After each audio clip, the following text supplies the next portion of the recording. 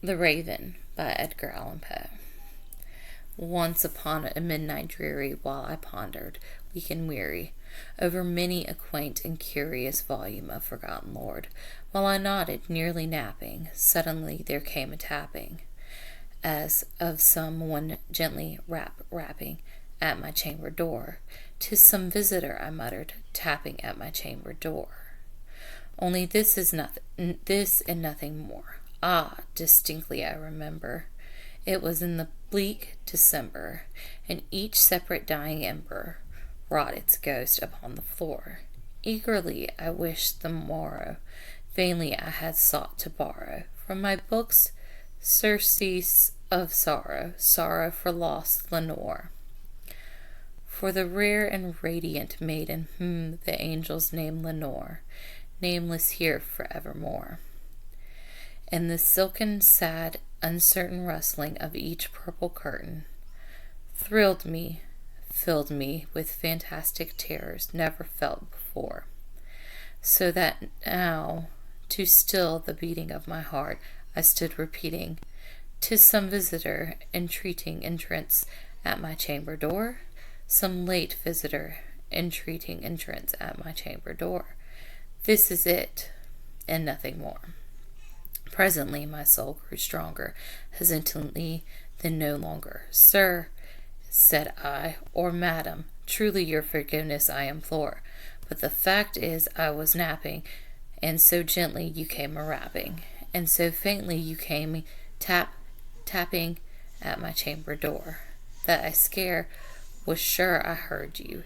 Here I opened wide the door. Darkness there and nothing more.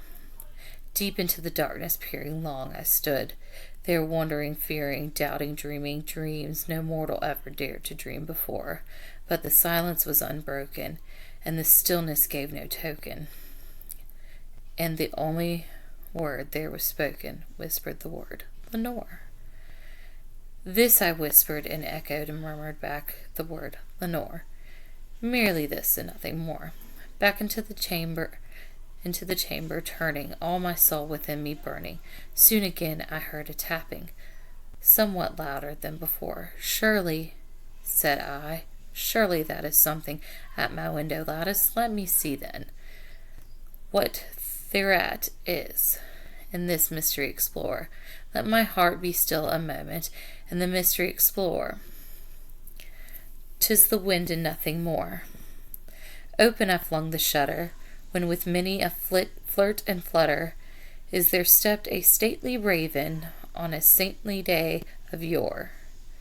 Not the least obstinate made he, not a minute stopped or stayed he, but with mine of lord or lady perched above my chamber door, perched upon a bust of Pallas just above my chamber door, perched and sat and nothing more. Then this ebony bird, beguiling my sad fancy into a smile, by the grave and stern decorum of the countenance it wore, "Though thy crest be shorn and shaven, thou," I said, "art sure no craven, ghastly grim, the ancient raven wandering from the nightly shore. Tell me what thy name is on the night's Platon shore." Quoth the raven, "Nevermore." Much I marveled this ungainly fowl to hear, discouraged so plainly, though its answer little meaning, little relevancy bore. For we cannot help agreeing that no living human being ever yet was blessed with seeing bird above his chamber door, bird or beast, the sculptured bust above the chamber door, with such name as Nevermore. But the raven sitting lonely on the placid bust spoke only that one word, as his soul that one word did outpour, nothing farther than he uttered, not a feather then he fluttered, till I scarcely more muttered, "Other friends have flown before. On the morrow he will leave me, as my hopes have flown before." Then the bird said, "Nevermore."